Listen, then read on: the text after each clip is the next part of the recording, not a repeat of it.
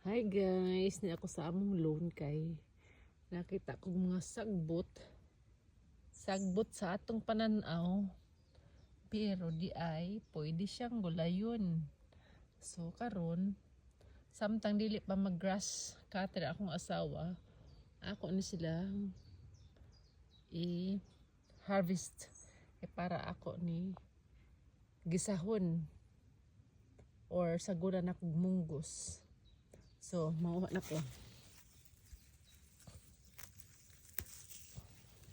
Diba guys, wala nakalibre na. Sa una, wala ko kabaloan na pwede di siyang gulayon. Kay sagbot naman nagasatong pananaw. Unya, nakita akong vlogger, vlogger na taga Norway. Iyan ning gipangkaon. So, isang hilaw pa da, guys. Iyang gikaon ba? Kay para daw makita nato nga dili siya makahilo. So, maong ingon ko, oh lala, pwede di na siya. Kadaghan na ba sa amuan na ay. So, karon nanguha ko kay ako ni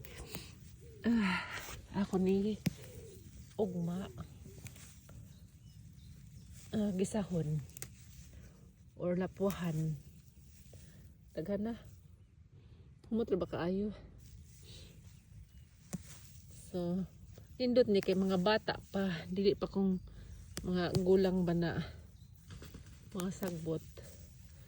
Maong i-try na ako ni. Excited ko guys. Kay karon mukaon akong sagbot.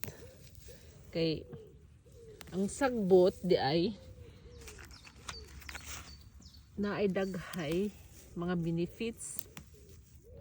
Pareha ani ang daghay ani benefits, magnesium, calcium, o unsa pa to basta kay maori ako naramdaman, pero daghay mga benepisyo ani. Ang daghanay jud.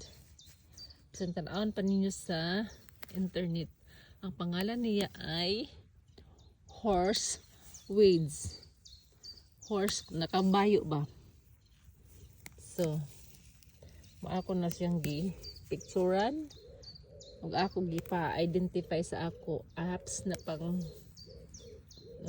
mga bulak or tanan mga plants. Tapos nakabutang po dito nga